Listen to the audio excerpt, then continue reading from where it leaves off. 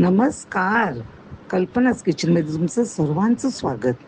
आज मी तुमच्याबरोबर घावण हे उन्हाळ्यामधलं माझ्या घरचं फेवरेट डिश शेअर करणार आहे. इथे मी 1 कप गव्हाचं पीठ घेतलं आहे, 3 कप तांदळाचं पीठ घेतलं आहे. तर बहुतेक महाराष्ट्रीयन घरामध्ये नुसतं तांदळाच्या पिठाचंच केलं जाते घावण, पण आम्ही पाठायप्रभू गव्हाचं पीठ पण वापरतो. तिथे मी मीठ, साखर, तेल हे सगळं घेऊन मी ते तेल चांगलं त्या पिठाला चोळून घेते. ह्याचा रेशो आहे 3:1, म्हणजे 3 कप तांदळाच्या पिठाला 1 कप गव्हाचं पीठ. आता हे सगळं नीट लावून घेतले. आता ह्याच्यामध्ये मिक्स करायसाठी आपण कोमट पाणी घेतो, गरम पाणी नाही. गरम पाणी घेतलं तर ते घावण म्हणजे फाटणार ते. तर कोमट पाणी घेऊन ते मिक्स करते.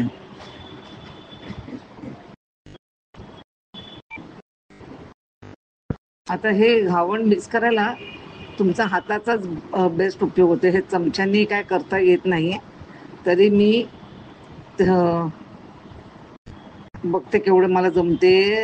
पळीने नाही हे बघा, कारण ते हे काढायला लागतात ना, त्याचे लम्स नाही आले पाहिजेत, गुठळ्या नाही आले पाहिजेत. तर हाताने ही सर्वात छान होते, म्हणून मी हाताने आता मिक्स करते. मी तुम्हाला पाण्याचं पण प्रमाण दिलेलं आहे, 3/4 कप म्हणजे पाऊण कप. पण मग तुम्ही बघा, जरा जास्त कमी झालं तर हे असं कन्सिस्टन्सी असं असायला पाहिजे बघा, पोरिंग कन्सिस्टन्सी. हां, हे बघा.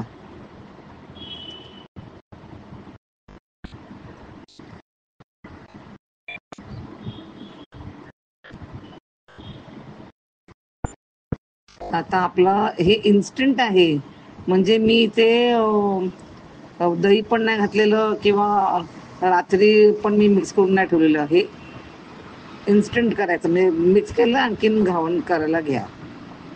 इथे मी तवा घेतलाय, त्याला मी थोडंसं एकदम ब्रशनी तेल लावलंय.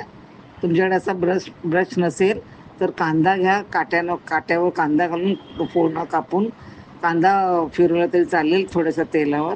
आणि किंवा काही लोक टिश्यू पेपर पण घेतात. आता तवा चांगला गरम झालेला आहे आपला. आता हे घावण त्याच्यावर पोर करायचं.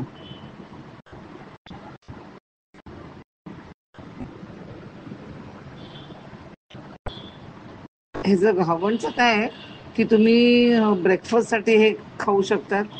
त्याच्यावर हिरवी चटणी करा किंवा दही, आणखीन लसणाची सुकी चटणी घ्या, किंवा तुमच्या जेवायच्या वेळी तुम्ही चपाती करायच्या ऐवजी हे घावण देऊ शकतात. म्हणजे एकदमच गरमीमध्ये एकदम उत्तम सबस्टिट्यूट आहे चपात्यांसाठी. आणि ब्रेकफास्टला पण तुम्ही करू शकतात. माझी नात घेऊन जाते हे डब्यामध्ये घावण रोज. तर तुम्ही पण ट्राय करा. हे बघा, आता ते जरा सुकलेलं दिसतंय, मी टर्न केलंय आणि आपल्या आता दुसऱ्या बाजूने शिजलं की घावण आपलं तयार आहे.